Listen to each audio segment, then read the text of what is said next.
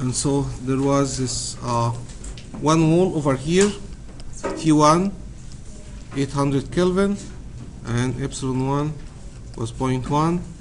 The other wall had T2 450 Kelvin, and epsilon 2 0.1. And he said there was 5 shields, 1, 2, 3, 4, 5. So there are 5 of them, and they have epsilon of 0.1, and they are identical. And he said neglect convection heat transfer. So basically everything is just radiation. And that assumption, when you say neglect something, it may be that this other mechanism is also there, but you just try to solve the problem twice. You solve it only pure convection, and then you solve it only pure radiation, and then you tell yourself maybe the end result will be a combination of the two effects. So they do this all the time just to make their life easier solving problems. So it's really practical simplification to do this. All right, so neglect convection and just consider radiation and find the net rate of radiation heat transfer between the two plates, and compare with that without radiation shield. So,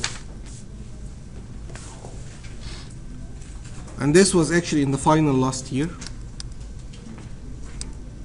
Same problem. So required is Q dot with shields, thanks, and Q dot no shields. Thank you.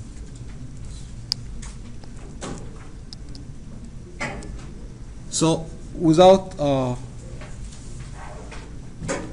actually with shields, there is this formula in the textbook which basically say that it's a sigma T1 to power 4 minus T2 to power 4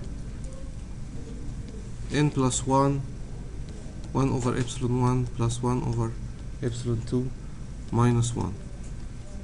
Of course, you could also say, well, I just want to start from scratch, C T to power 4 and sigma T2 to power 4, and then I'm going to add all those resistance. And you are welcome to do this, but this will take a lot of time. And so whenever there is a standard formula to solve the problem, just go ahead and use it, right? Including the quiz that we are going to have today. If there is a standard formula in the table that say 2 cylinder, 2 spheres, 2 plates, don't go ahead and just do a surface resistance and then geometry resistance and then go looking for F12. You only do this when the configuration is not standard. All right? So we know all the numbers, we just plug them and it become 183 watt per meter square. All right?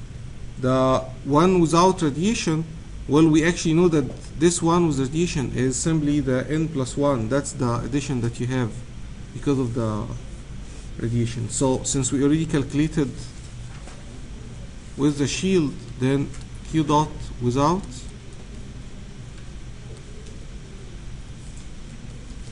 will end up being the 183 multiplied by the n plus 1, or multiplied by 6, and so it's 1098 watt.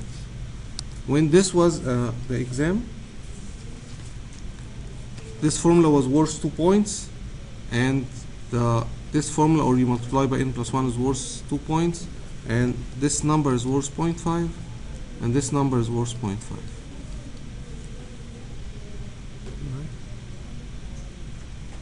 Questions before we go? Yeah. Sorry, watt per meter square. I'm sorry, you are right. Muller is saying this should be watt per meter square because we were never given the area, so everything is actually per unit area.